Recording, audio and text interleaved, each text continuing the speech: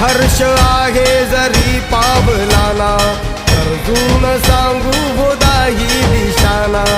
आयुष्य लावू हो आम्ही पणाला, आशा स्वप्न वेड्या तुझ्या लेकराला. आधार लाभो तुझ्या सबुलीचा, तू दुःख हरता भक्तगणांचा दाता. तुझ्या भक्तीचा जागर केला ते वरदान तू आता.